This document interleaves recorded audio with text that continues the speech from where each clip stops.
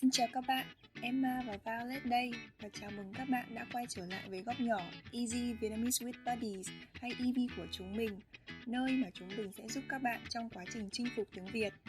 Trong video ngày hôm nay, như các bạn đã thấy ở tiêu đề, hãy cùng nói về sự khác nhau giữa tiếng Anh và tiếng Việt nhé.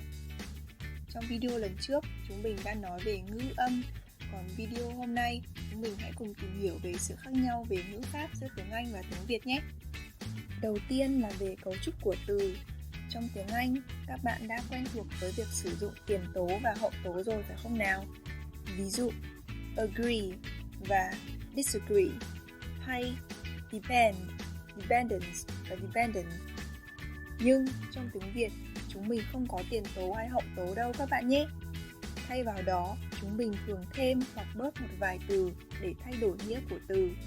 Một vài ví dụ như bạn, tình bạn, làm bạn, hay cơm, nấu cơm, bữa cơm.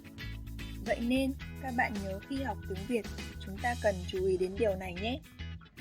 Có một điểm cũng khá thú vị trong phần này, đó là trong tiếng Anh, các bạn có thể hiểu được nghĩa của một từ dựa vào tiền tố của nó. Ví dụ, buy, bicycle và bilingual. Trong tiếng Việt, chúng mình cũng có thể xác định nghĩa của một từ dựa vào các từ cấu thành nên nó.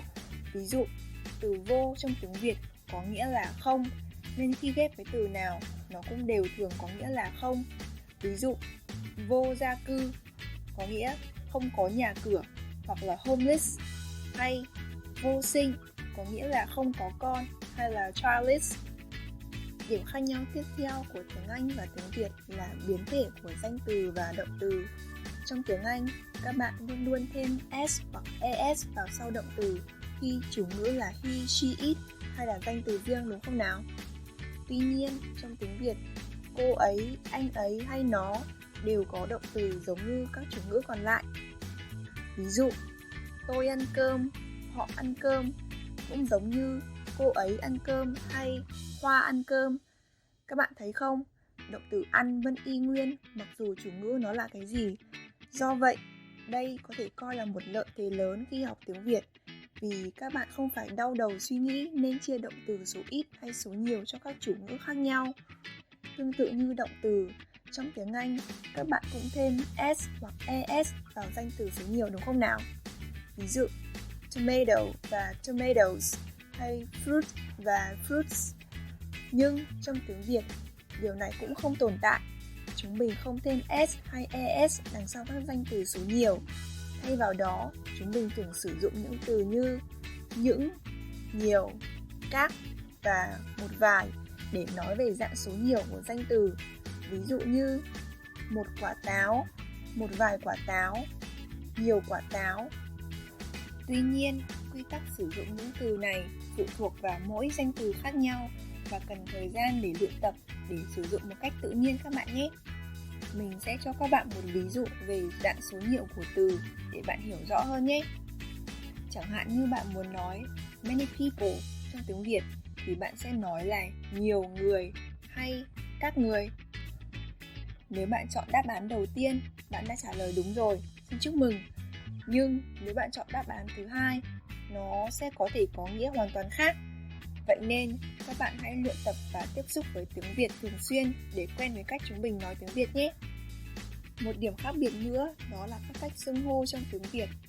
Trong tiếng Anh, các bạn dùng I và you cho tất cả mọi người ở tất cả mọi lứa tuổi, giới tính, địa vị xã hội hay quan hệ. Nhưng trong tiếng Việt, chúng mình có rất nhiều cách xưng hô dựa vào tuổi tác, giới tính, địa vị xã hội hay quan hệ các bạn nhé. Điều này ban đầu có vẻ hơi phức tạp, nhưng nó chính là điểm làm nên sự phong phú và đa dạng trong tiếng Việt. Ví dụ, khi muốn nói với ai đó rằng bạn yêu họ, thì trong tiếng Anh bạn sẽ nói là I love you. Nhưng trong tiếng Việt, chúng mình sẽ nói là anh yêu em hoặc em yêu anh. Và bản thân từ xưng hô là anh và em đã làm cho câu nó tình cảm và gần gũi hơn rồi phải không nào? Hay khi bố mẹ giận bạn, họ có thể chuyển cách xưng hô từ bố mẹ và con sang mày và tao, và điều này làm cho người nghe là bạn sẽ biết ngay được cảm xúc hiện tại của bố mẹ là như thế nào. Các bạn thấy đó, việc có nhiều cách xưng hô có vẻ phức tạp và khó nhớ, nhưng nó giúp cho tiếng Việt có thêm màu sắc và cảm xúc của người nói ở trong đó. Tiếp đến là thì của động từ.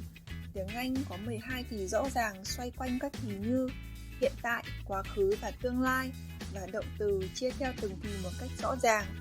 Tuy nhiên trong tiếng Việt, chúng mình không có chia động từ và chúng mình chỉ có dùng 3 từ như đã cho các hoạt động ở quá khứ, đang cho các hoạt động ở hiện tại và sẽ cho các hoạt động ở tương lai. Ví dụ, tôi đã xem bóng đá tuần trước, tôi đang xem bóng đá và tôi sẽ xem bóng đá tuần sau. Các bạn thấy đó, động từ xem được giữ nguyên ở cả 3 câu và chúng mình chỉ thêm đã, đang và sẽ để thể hiện câu đó đang ở thì nào. Và chúng mình cũng dùng những trạng từ chỉ thời gian để thể hiện rõ khoảng thời gian một hành động xảy ra, ví dụ như tuần trước và tuần sau. Cuối cùng là về trật tự các từ trong câu. Về điểm này thì tiếng Anh và tiếng Việt có một điểm chung, đó là đều theo cấu trúc SVO quen thuộc như thế này. Tôi đã đi xem bóng đá tuần trước. I went to a football game last week. Tuy nhiên, về sự sắp xếp giữa danh từ và tính từ thì tiếng Anh và tiếng Việt hơi ngược nhau một chút các bạn nhé. Trong tiếng Anh, các bạn nói a beautiful girl. Tính từ sẽ đi trước danh từ. Tuy nhiên, trong tiếng Việt, chúng mình lại nói là một cô gái xinh đẹp. Tính từ đi sau danh từ. Một vài ví dụ nữa nhé. Một bài hát hay, a nice song. Hay một chú mèo dễ thương, a cute cat. Ngoài ra, tiếng Việt cũng có một điểm rất đặc biệt, đó là một số từ có thể hoán đổi vị trí cho nhau, nhưng nghĩa vẫn sẽ không thay đổi, như bạn bè, bè bạn, yêu thương, thương yêu, chia sẻ, sẻ chia. Nhưng có một số từ thì bạn cần phải học thuộc nhé.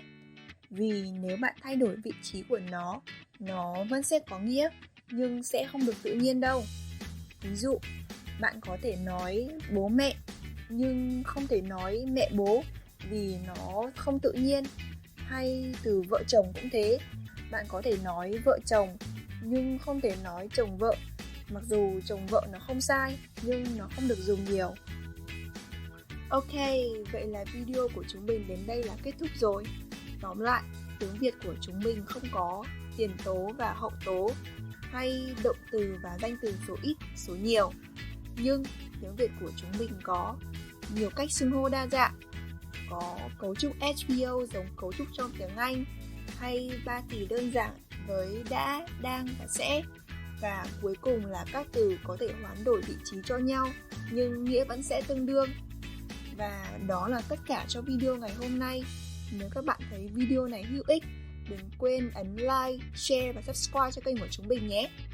Nếu các bạn có bất kỳ câu hỏi, ý kiến hay góp ý nào, hãy đừng ngần ngại để lại nhận xét phía dưới và chúng mình sẽ đọc và trả lời sớm nhất. Tạm biệt và hẹn gặp lại các bạn trong các video lần sau nhé. Bye!